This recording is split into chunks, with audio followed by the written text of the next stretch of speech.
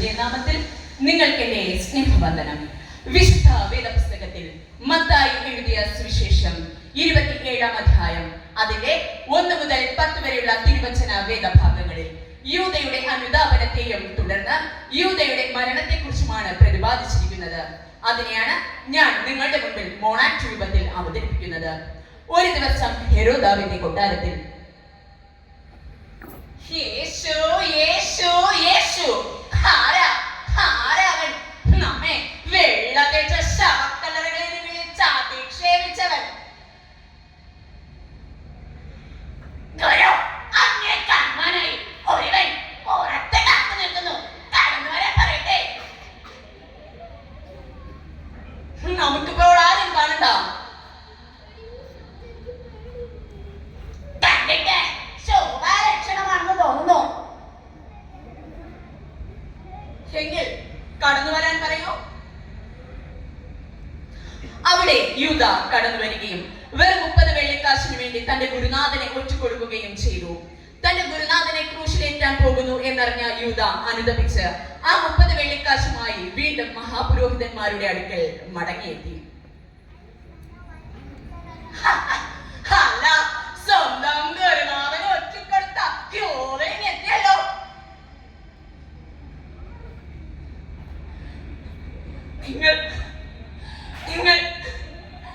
നിങ്ങൾക്ക് വേണ്ടിയാ ഒരു തെറ്റും ചെയ്യാത്ത എന്റെ ഗുരുനാഥനെ ഞാൻ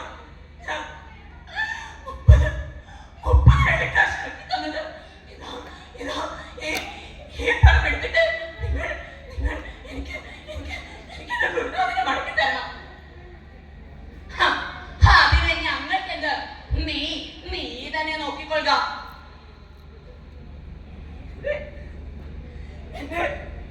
എന്റെ ഗുരുനാഥനെ ഒറ്റിക്കൊടുത്ത ഈ പണം എനിക്ക് വേണ്ട.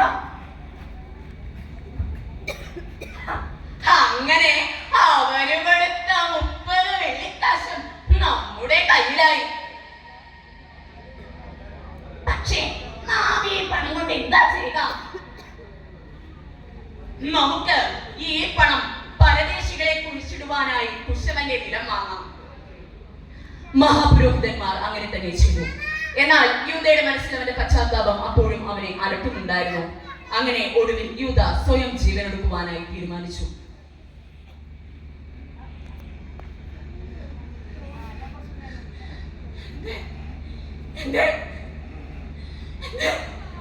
എന്റെ ഗുരു എന്നെ വഴികാട്ടി എന്റെ എല്ലാമായ യേശുവിനെ ഒരു 30 വെള്ളിക്കാശിന് വേണ്ടി ഒറ്റിക്കൊടുത്ത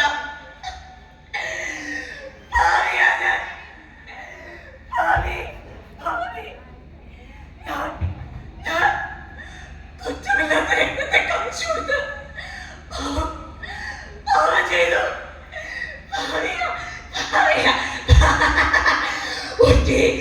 യൂദ ഒറ്റി വെറും 30 വെള്ളിക്കാശിന് വേണ്ടി സ്വന്തം ഗുരുനാഥനെ ഒറ്റിക്കൊടുത്ത യൂദയാ ഞാൻ. യൂദ ഒറ്റും ഇനിയും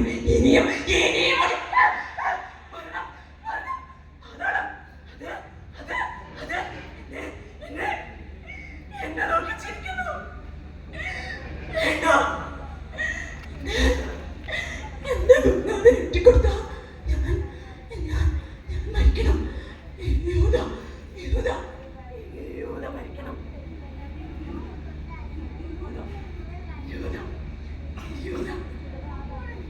യൂദ മരിക്കണം.